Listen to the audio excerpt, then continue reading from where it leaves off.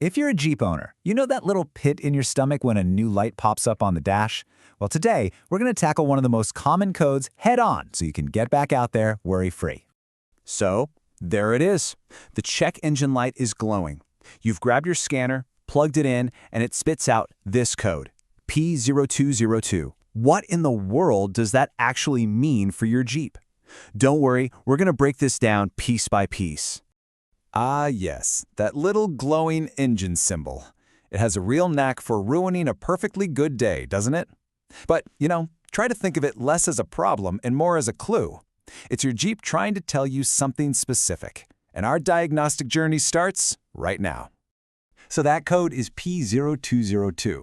And while it might just look like a bunch of technical jargon, it actually points to a very specific issue inside your fuel system. Let's decode exactly what your Jeep's trying to say. Okay, so what is P0202? Officially, it means the Powertrain Control Module, that's the PCM, has detected an open circuit for fuel injector number 2. I know, that's a whole lot of tech speak. So what does open circuit actually mean in plain English? Let's think about it like this. The PCM is your engine's brain, and it's constantly talking to all the other parts to keep things running smoothly. The P0202 code pops up when the brain suddenly loses its connection to the fuel injector for cylinder number 2. It's basically shouting an order, but the line is dead. It's getting nothing back. All right, so we've got a communication breakdown on our hands. The big question is, where's the fault? In a situation like this, it usually comes down to one of 4 main culprits. Let's treat this like a little mystery and line up our usual suspects.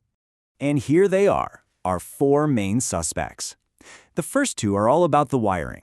You could have a broken or damaged wire in the ASD relay output circuit, which powers the injector, or in the injector 2 control circuit itself. Suspect number 3 is pretty straightforward. The fuel injector just went bad. And finally, the last and least likely suspect is that the engine's brain, the PCM, is the problem.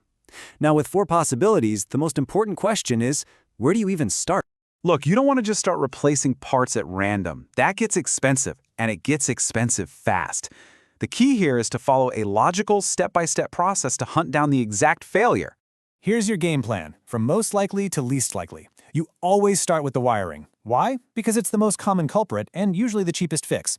All those years of engine heat and vibration can make wires brittle or shake connectors loose. A simple visual check can often solve the mystery right there.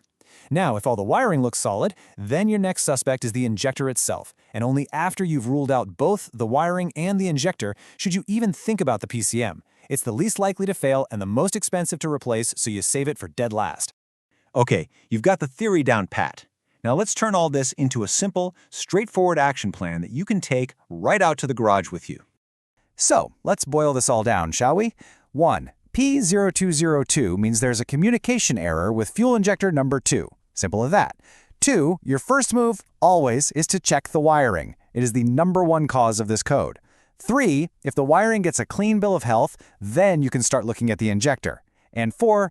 Don't even think about blaming the PCM until you've proven everything else is working perfectly. It's your absolute last resort.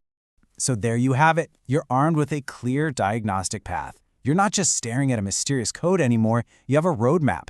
The next step is all yours. You know the code, you know the causes, and you know the order of operations. So the only question left is, now that you know the suspects, which wire are you gonna check first?